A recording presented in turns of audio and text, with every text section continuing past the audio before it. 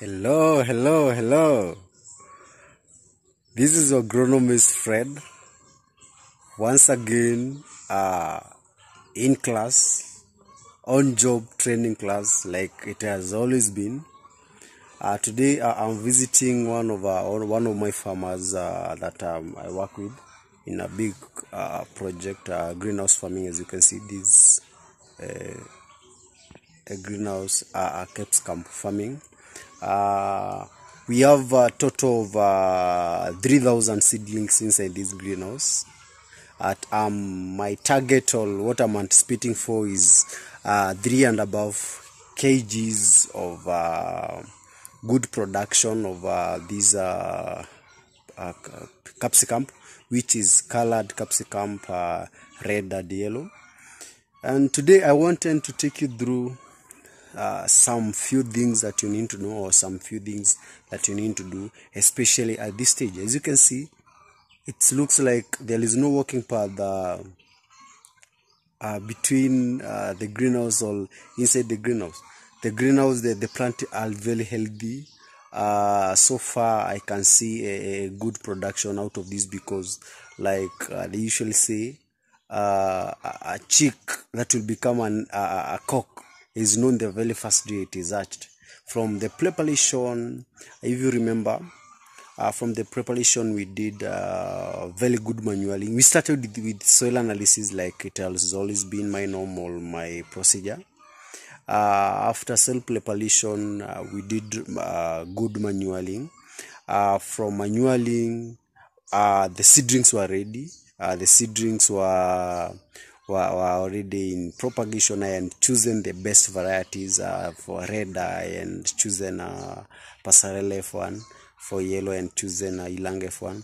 Those among the best varieties here in Kenya, also in Africa, because they are available all over Africa, also in Europe. The breeder is Legs One, so you can find them anywhere. If you are around Kenya, you can get them easily in Kenya. So I chose the best varieties that I'm working with in this project. The procedures and everything done correctly. We treated the soil as advised from the labs. We did a lot of manure, more than even what the lab advised us, because I wanted to have a swift plant growth. Remember, this crop takes around 8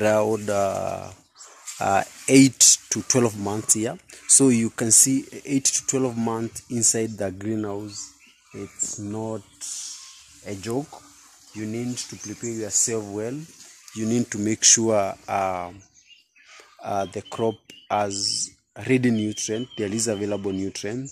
Also, if you're going to do the fertilizers, it will be a supplement, not just supplying it. It's not the only nutrient that the plant will be in need of. We are prepared for that. So we are at a very critical stage. As you can see, a lot of vegetation. That's why I wanted now to take you through and show you a few things that you need to do in order to make sure now you get maximum production, you get good fruit, and you get there is a continuity in fruit development. When you have a healthy soil, or when you do a good nutrition for your greenhouse or for your open field, expect this, because this is as a result, this is a sign of a healthy soil. And you may think that the crop is bad, or it's too vegetative, but it's not. What has happened in this greenhouse, or what is happening in this greenhouse, there is a delayed crop support. That's why you can see even at the path, the crop are falling towards the center. For example, in this one crop, see it yourself, the crop is not supported well, and it needs to be supported. You need to twine it around this lobe in order to make sure it's supported. You can also have a look of this one. See, the crop needs support. So at this point, the first thing to do is to make sure you support or you string your crops very well to make sure they are well supported, because when this fruit becomes heavy, they are going to break. This stem is going to break because it has no strength to hold the weight of the fruit. So this is really critical, and farmers need to rush to work on this, because if you fail to rush and work on this, you are going to lose your fruit, because once the stems break, you've lost your fruit. Remember, it has taken a lot of nutrient or a lot of cost to raise this stem to this level. So if it breaks, that's a loss. So what next then? After supporting, what else do you need to do? The very time you see your crop becoming very vegetative, as the way it is as per now, you're supposed to work on your irrigation. What you need to do now, as per this point, reduce the amount of water that you're applying to the plants, not to kill them, but to make sure you stress them and reduce the growth rate, because at this level they are growing at a very high rate. Once you stress them a little bit, you'll reduce a lot of flowers. Though we still have good flowers, we have a lot of flowers, but you still continue reducing a lot of flowers, because once the plant is stressed, it produces more flowers.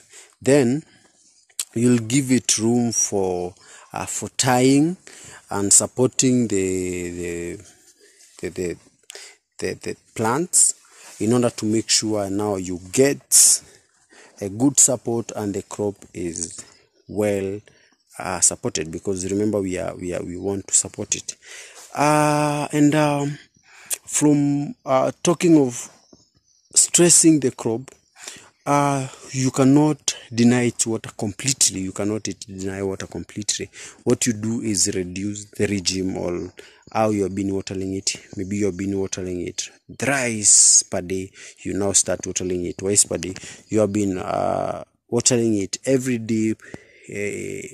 Every day you just start watering it maybe thrice or twice per week, in order to make sure it adapts the hardship and there is good flower formation, also good fruit formation. And remember, during this fruit formation, if you deny it a lot of water, or if you reduce amount of water at a very high speed, or a regime that is not favorable, you'll be attacked by blossom head rot. As you can see, we have good fruit and big fruit that have already been set up. So you must be very keen, or you must be very observant when it comes to reducing the water. It's not easy as I'm mentioning it, but it needs a lot of professional approach and a lot of care, in order to make sure you maintain the fruit and the fruit are well fed. You can see as big as they have not yet matured, so we need to have a bigger size than this one. So make sure when the approach of reducing water, you are doing it in your farm, you do it with a lot of caution. And if you are not aware of how to do it, consult an agronomist or consult an expert who will guide you on how to do it. Don't do it blindly and lose your plant, because remember, like I've always been telling you, this is business, and business is all about numbers. The more the fruit we have, the good the fruit we have, the good the business that we do.